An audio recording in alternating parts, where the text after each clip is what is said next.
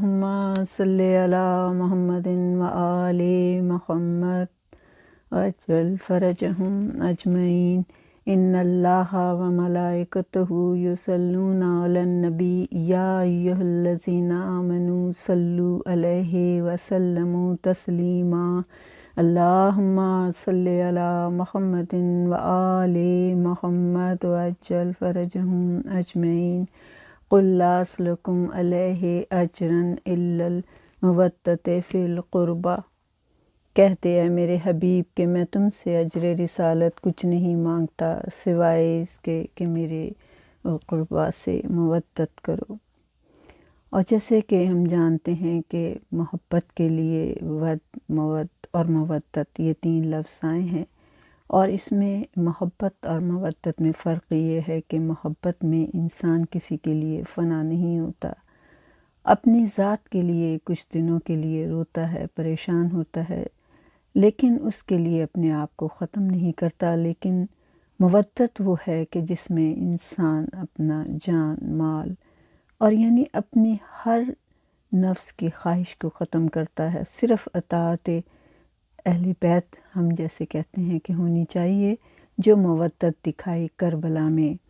حسین کے ساتھیوں نے، اس کو مودت کہتے ہیں، کہ جہاں ماؤں نے اپنے بیٹے قربان کر دیے، بہنوں نے اپنے بھائی قربان کر دیے، اور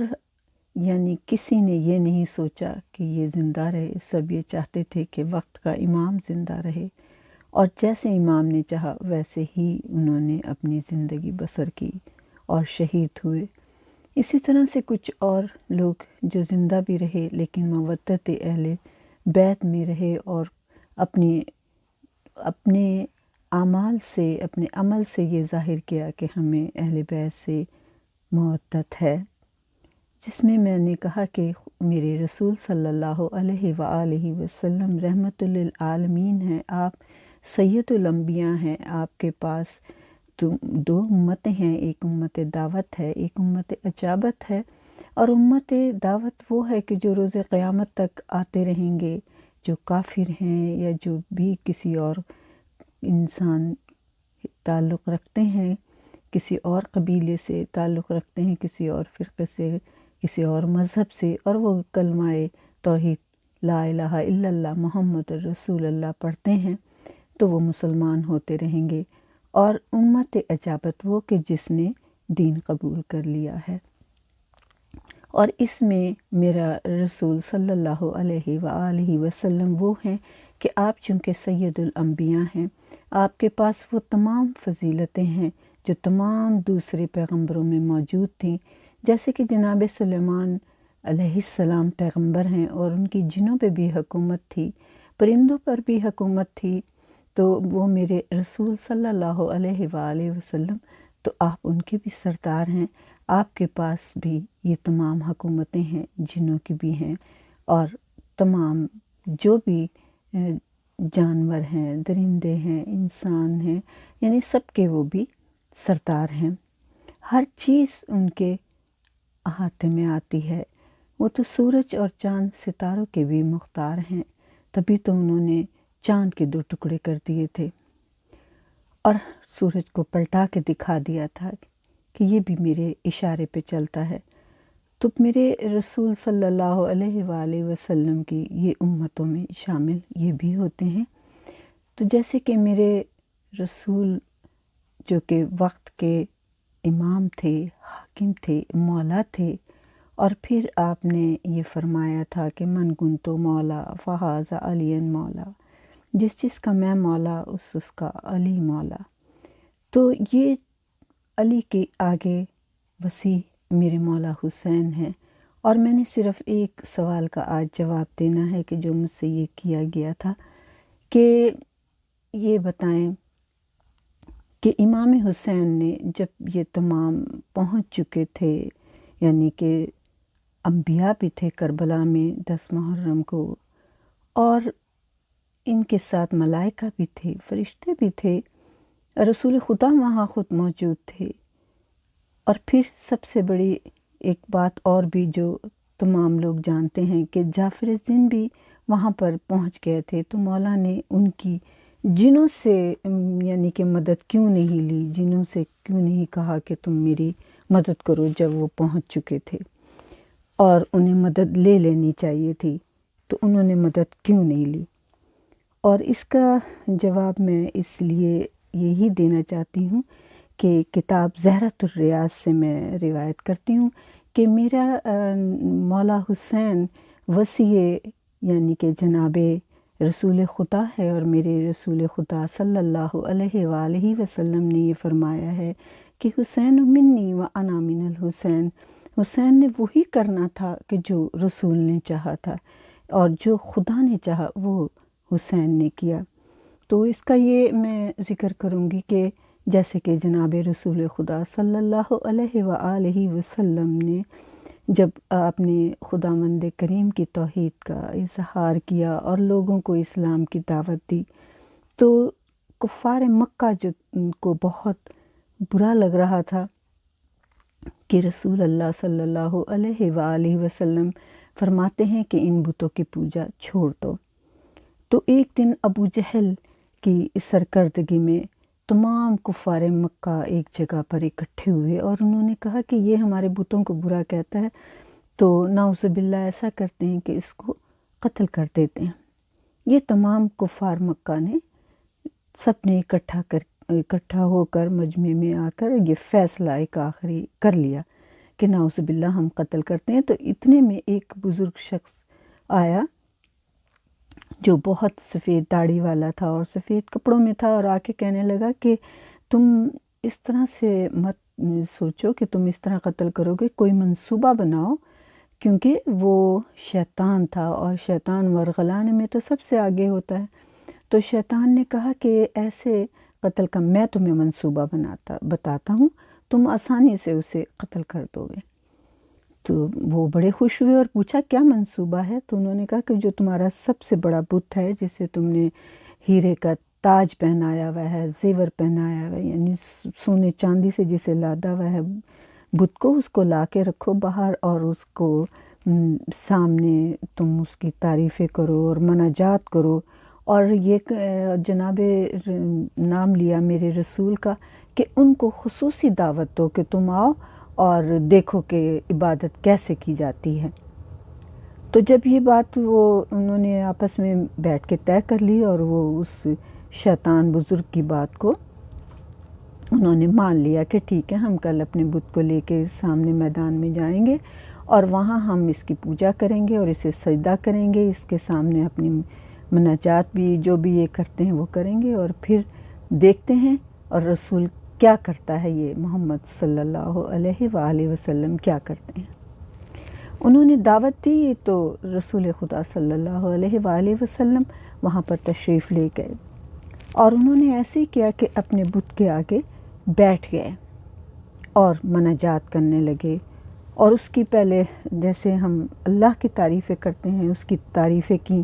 کہ تو کتنا بڑا ہے، تو کتنا اچھا ہے، تو کیسے ہمارے مشکلوں کو دور کرتا ہے، ہماری پریشانیوں کو دور کرتا ہے، اور اس کے بعد یہ کہا کہ ہم معبود تیری عبادت کرتے ہیں اور ہم تیرا تقرب حاصل کرتے ہیں، اور یہ پیغمبر آپ کے سبب سے ہم کو برا بھلا کہتا ہے، یعنی کہ نعوذ باللہ رسول اللہ صلی اللہ علیہ وآلہ وسلم کے متعلق غلط قسم کی غلط بیانی شروع کی، جبکہ میرا رسول تو وہ ہے جس نے اپنے دشمن کو بھی کبھی برا لفظ نہیں کہا۔ تو آپ خاموشی سے دیکھ رہے تھے، تو اتنے میں اچانک وہ بت جو تھا اس میں حرکت پیدا ہوئی اور وہ بولنے لگا۔ تو بت جو آج تک ان کافروں کے سامنے کبھی نہیں بولا تھا، کبھی اس میں حرکت پیدا نہیں ہوئی تھی، آج اس میں حرکت پیدا ہونے لگی۔ تو اس کی حرکت کو دیکھ کے تمام کفار بڑے خوش ہو گئے اور وہ کہنے لگے دیکھو ہمارا خدا بولتا بھی ہے، تم کہتے تھے کہ یہ بت بولتے نہیں، یہ دیکھو یہ بت بول رہا ہے۔ اور اس نے کلام کرنا شروع کر دیا، اور ایک دم اس نے پیغمبر اسلام کی شان میں گستاخی کرنا شروع کر دی اور یہ کہا کہ یہ مجھے برا کہتا ہے، نعوذ باللہ۔ آپ کے لیے اس نے برے الفاظ استعمال کرنے شروع کر دیے، یعنی بت کے اندر سے جو آوازیں آ رہی تھیں۔ تو اصل میں وہ بت تو نہیں بول رہا تھا، وہ شیطان کا کوئی چیلا ہی تھا جو اس کے اندر سے بول رہا تھا۔ تو پیغمبر اکرم صلی اللہ علیہ وآلہ وسلم کو بہت دکھ ہوا اور آپ بہت پریشان ہو کر غصے کی حالت میں وہاں سے اٹھ کے گھر آ گئے، اور جب گھر آئے تو جناب ختیجہ نے آگے بڑھ کر آپ کا استقبال کیا، بٹھایا، پانی لے کر آئیں، پوچھا کیا بات ہوئی، تو آپ نے تمام ماجرا بیان کیا کہ اس طریقے سے آج انہوں نے ایک بت جو ان کا ہے اس کو لا کے میدان میں رکھا، اور وہ بت جو کبھی نہیں بولتا تھا وہ آج بولنے بھی لگا ہے۔ میرے رسول صلی اللہ علیہ وآلہ وسلم جنوں کو بھی کلمہ پڑھا چکے تھے، اور مسجد جن جو کہ مکہ سے باہر تقریباً واقع ہے، وہیں آپ نے جنوں کو بھی مسلمان کیا تھا۔ تو ابھی آپ جناب ختیجہ سلام اللہ علیہ سے یہ ذکر کر ہی رہے تھے کہ دروازے پہ ایک دم دستک ہوئی، اور جب دستک ہوئی تو میرے رسول گئے اور دروازہ کھولا تو دیکھا تو ایک جوان دراز قد کا کھڑا ہے اور اس کے ہاتھ میں تلوار ہے۔ تو آپ نے پوچھا کہ تم کون ہو اور کیا چاہتے ہو، یہ تلوار لے کر کیسے کھڑے ہو؟ تو اس نے سلام کیا اور ہاتھ جوڑ کے کہنے لگا کہ یا رسول اللہ، میں انسان نہیں ہوں، میں قوم جن سے ہوں، اور اتنی طاقت رکھتا ہوں میں کہ عرب کے اگر میں 2 مشہور پہاڑوں کو اکھیڑ کر دریا میں ڈال سکتا ہوں، یعنی مجھ اکیلے کی ہی اتنی طاقت ہے کہ میں دریا کو میں پہاڑوں کو ڈال سکتا ہوں، ڈبو سکتا ہوں۔ تو میں اس وقت اپنے گھر میں تھا، ہم ایک جزیرے میں رہتے ہیں، میں وہاں تھا، تو حضرت جبرائیل امین میرے پاس آئے اور مجھے انہوں نے، یہ تلوار میری نہیں ہے، یہ تلوار بھی انہوں نے مجھے دی ہے،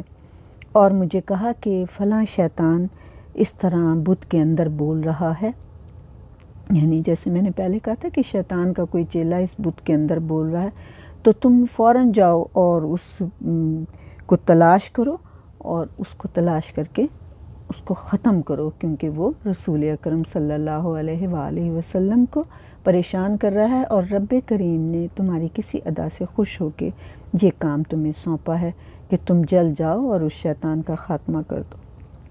تو جن کہتا ہے کہ میں نے اسی وقت پرواز کی، اور میں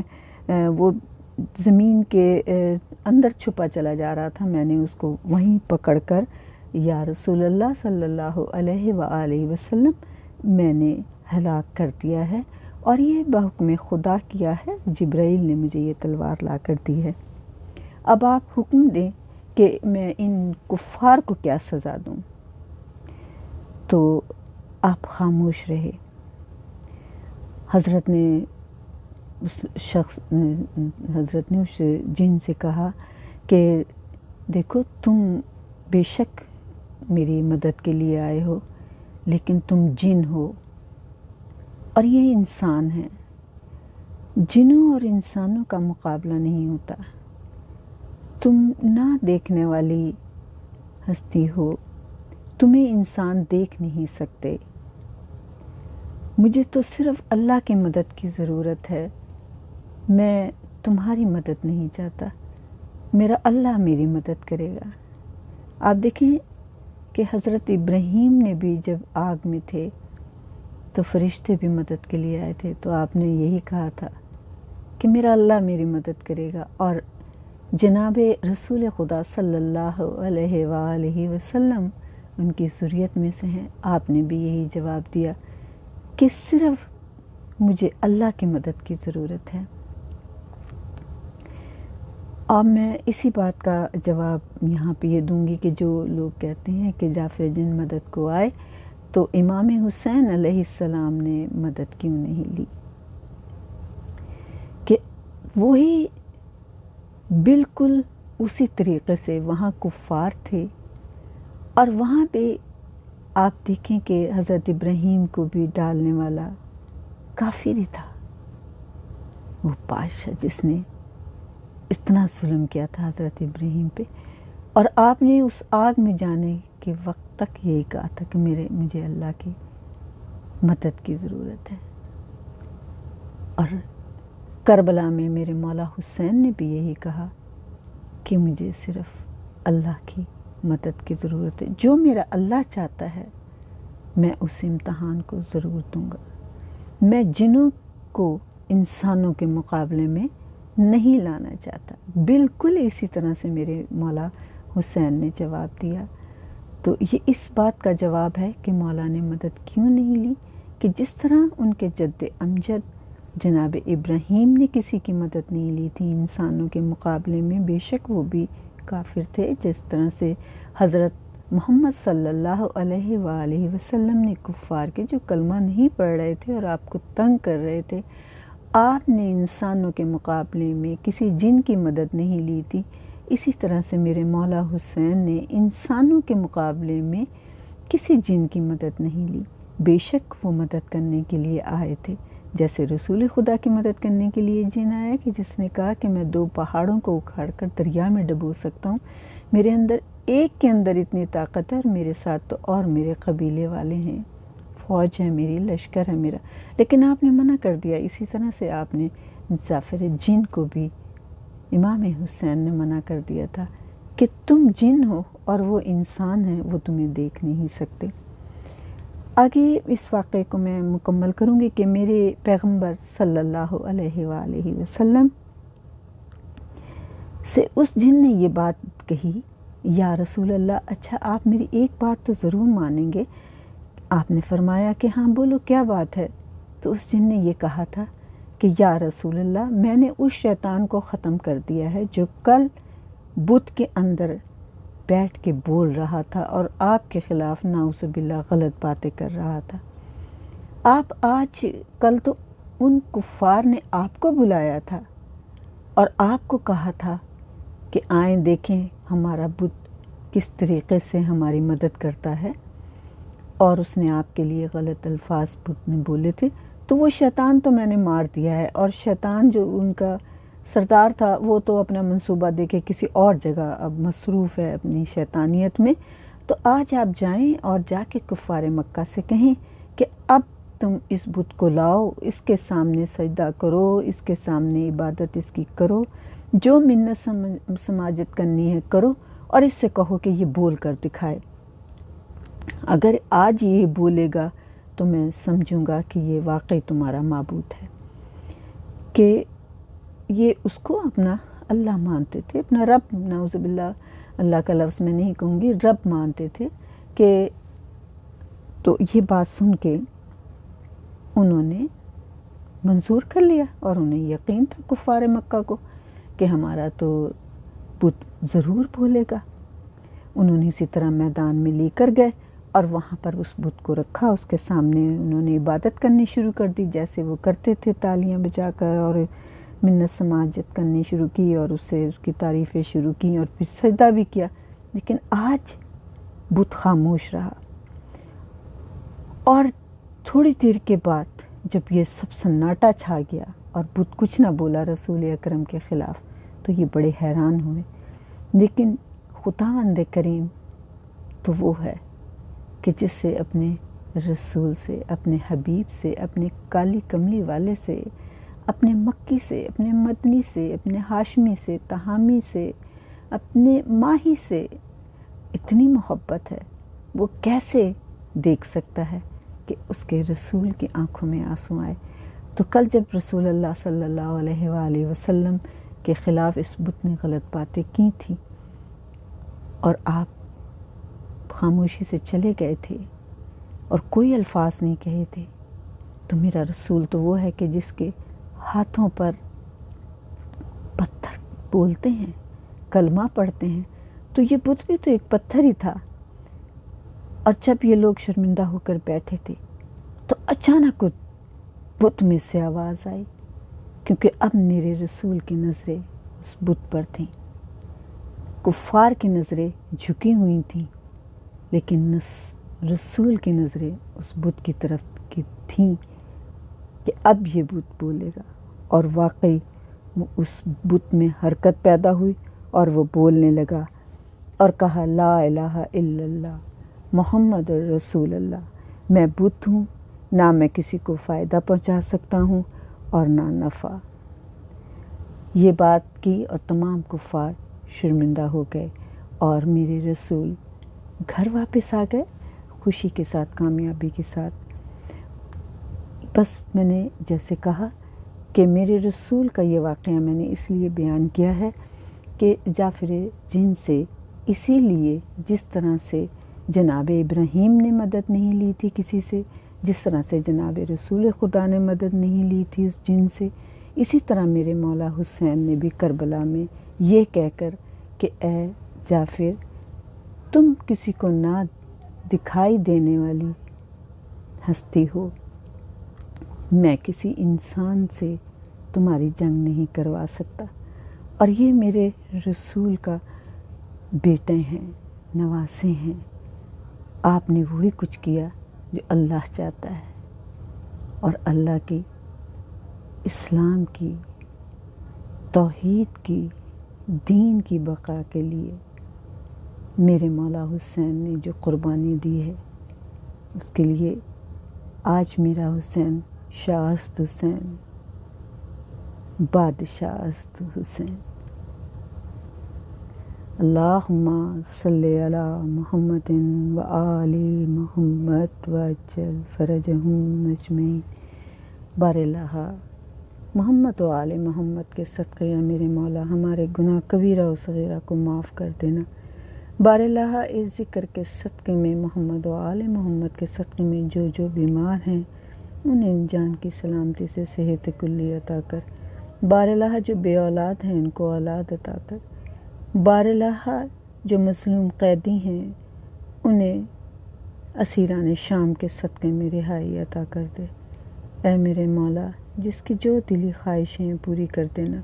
اے میرے مولا جو مقروض ہیں ان کے قرض ادا کر دے۔ اے میرے مولا جو نوکریوں کے لیے، روزگار کے لیے پریشان ہیں ان کی روزگار عطا کر دے۔ اے میرے مولا ہماری عاقبت بخیر کرنا۔ اے میرے مولا روز محشر میں پیاس کی شدت سے بچانا، پاک زہرا کی چادر کے سائے میں رکھنا، ساقی کوثر اپنے ہاتھ سے جام کوثر پلائیں اور مولا علی ہمیں پل صراط سے پار لگائیں اور امام زمانہ کا جلد ظہور ہو جائے۔ اللہم صلی علی محمد و آل محمد وعجل فرجہم اجمعین۔